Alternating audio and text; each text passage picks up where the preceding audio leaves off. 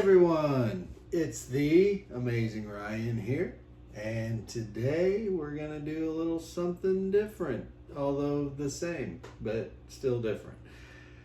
So I got this off eBay. Well, it's actually this. This is a kit, a screen kit for your Game Gear that allows you to have a bigger screen. It's the laminated screen version of the Game Gear kit, and we've got everything we need here to install it. Now I installed this once and it didn't work, and I was asked by the manufacturer, the seller, to make a video of it not working so that they could send me a refund. And I thought, you know what? I'm going to try this again. I'm going to do this build. We're going to use a fresh Game Gear, and we're going to see if it works. And if it does, awesome. If it doesn't, then the seller owes me a refund. So let's get started. First, let me go grab a Game Gear.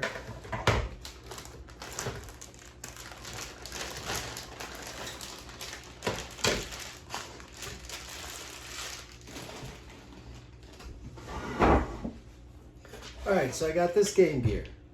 It works, but it's got lines in the screen. So what I'm going to do is quickly test it, plug it in, plug it into a power board,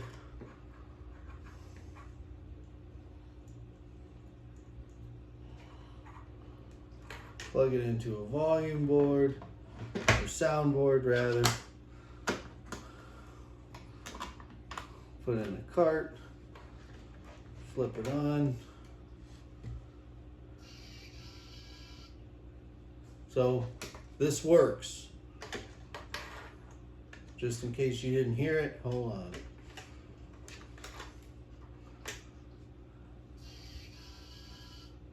Right? Sega. One more time, just because I'm an anal retentive prick.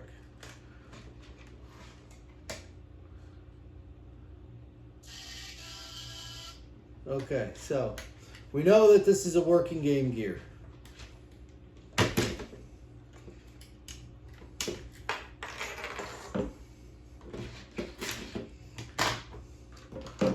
that being said, we're going to prep this to build this. All right, so the first thing we need to do, obviously, we have to remove it from the shell.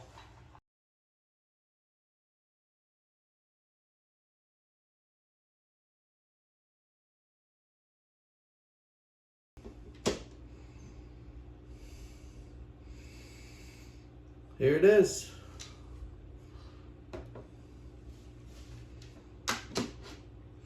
So now we're going to look at the instructions, and we're going to see what needs to be removed and what preparation needs to be done in order to make this fit into this. So let's find out. All right, so I got a list, a couple things that need to be done before we can put the new screen kit on. We got to refuse the CFL lamp, which is the fluorescent tube. We've got to take the left fuse out, the right fuse out for the fluorescent tube. And then we got to remove the LCD ribbon, factory ribbon cable. So, first thing we got to do, we have to remove these 4 screws. Let me get my big screwdriver.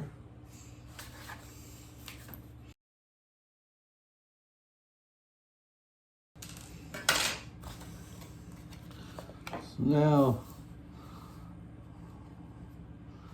we can remove this stuff. We're going to take out, oh, watch out for that capacitor. There we go. All right, so we're going to remove this, the light hood, and we're going to desolder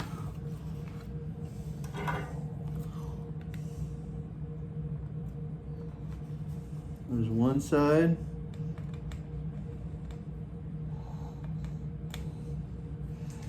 There's the other side. There's the light successfully removed. Now we've got to get these little fuses. So just apply a little pressure and remove them like so.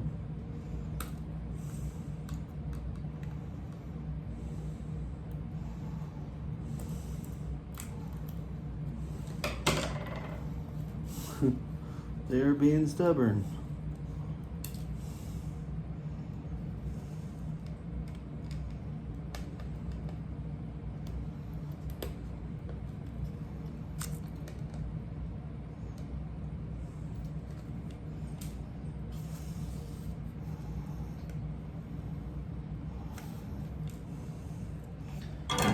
Okay, so we've removed the light tube and the two fuses on either side.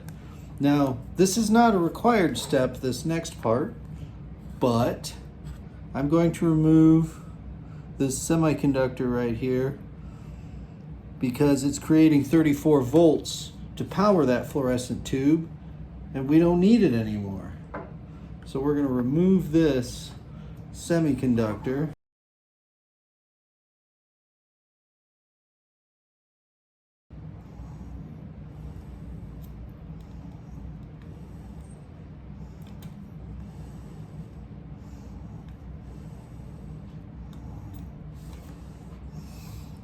And I've removed it. Again, this is not a required, this is not a required step.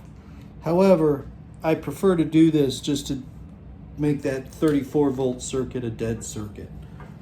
Just makes more sense that way.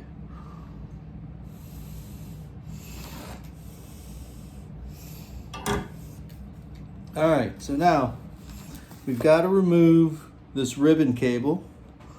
To do that, we have to first remove the tape that's holding it.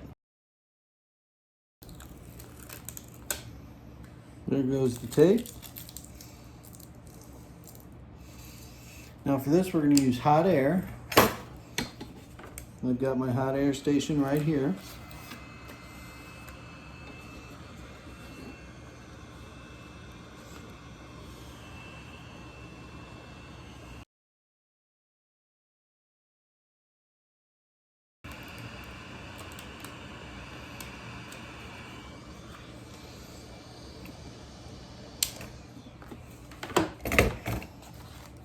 So there's our LCD screen.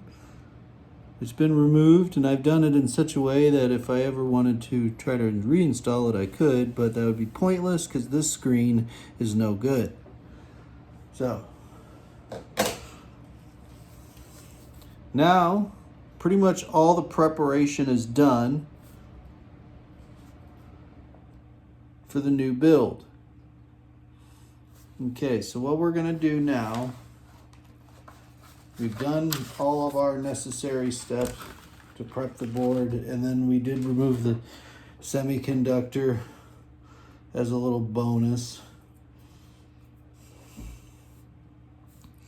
All right, so what we're going to do now, we're going to install this ribbon cable, which looks a little shitty because I've already installed it once and uninstalled it.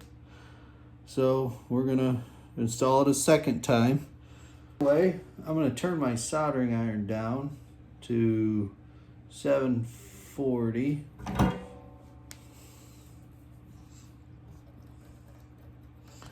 And I'm going to start prepping the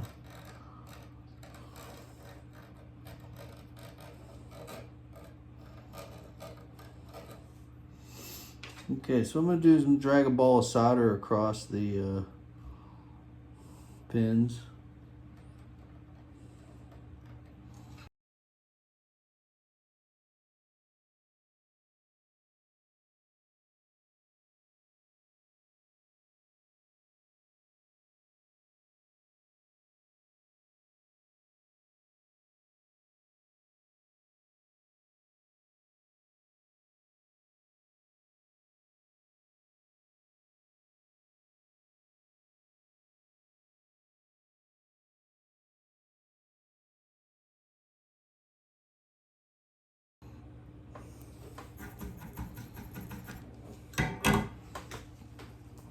Those pins are fresh tinned.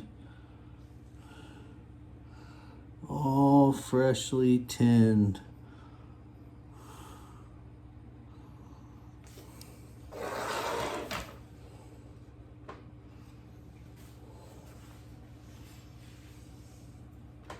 I'm gonna use a little Capcom tape.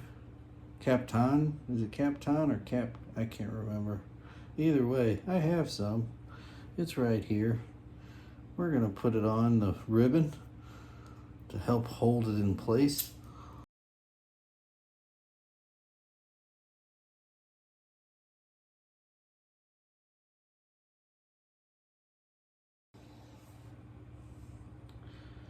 All right, so I got my digital microscope here, and we're just gonna go ahead and make these connections.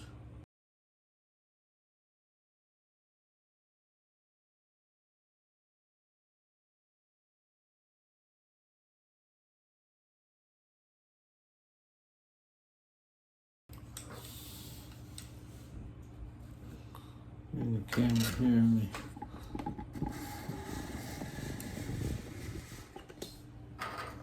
Let's see what we got here.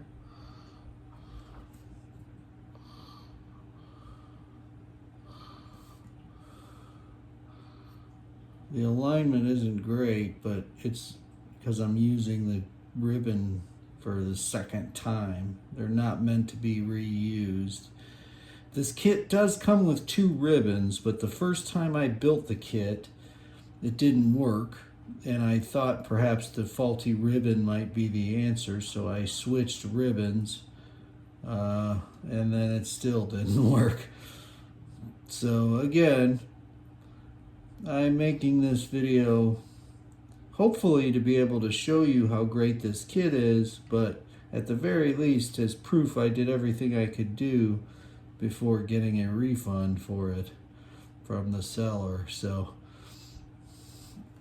I'm not thrilled about how they're slightly off, but the important thing, despite the fact that this is a reused ribbon cable and it's slightly crooked, it is perfect as far as all the connections go.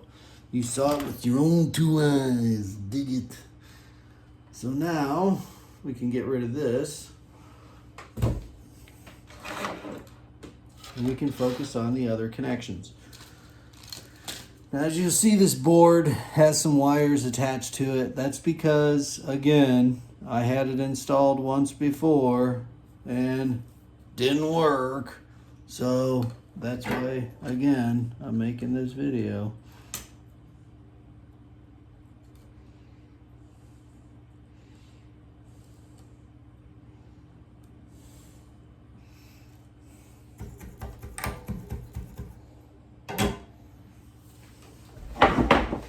All right, now let's look at the instructions and see what we gotta do. Dig it. Okay, so we got some further instruction. What we're gonna do here now, we're going to connect the bottom of R23 to pad T10. So we're gonna do that right now. I've done that, as you can see.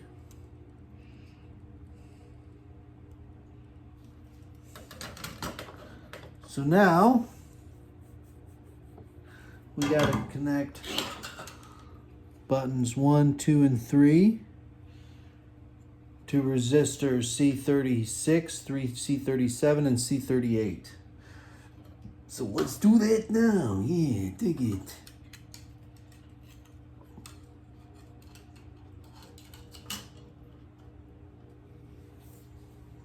Alright, so show a close-up of my work. There we are at the bottom of C36, the left of C37, and the right side of, come on, focus, focus, C38.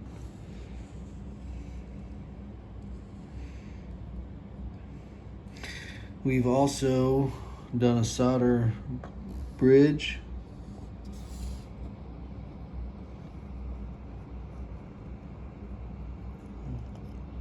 R34 is no longer there. I removed it to the solder bridge here.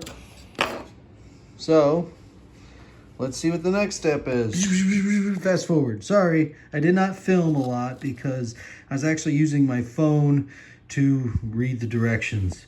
So, got all my wires connected.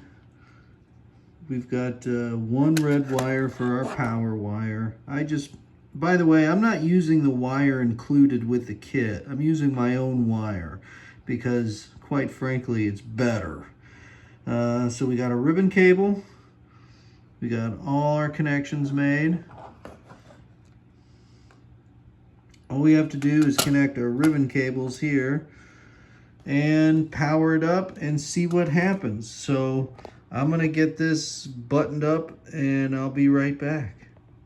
All right, so to start out, we're gonna test it without the screen.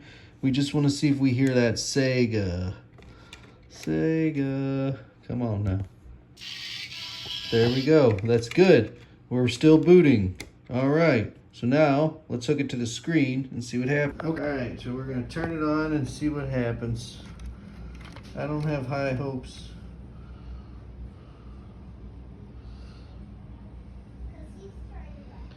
Try resetting. All right, so this is the most I'm able to get out of it. This is the most it will do.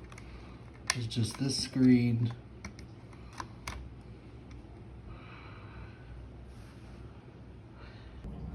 So here we have our package. Let's see what's inside. Yeah, dig it.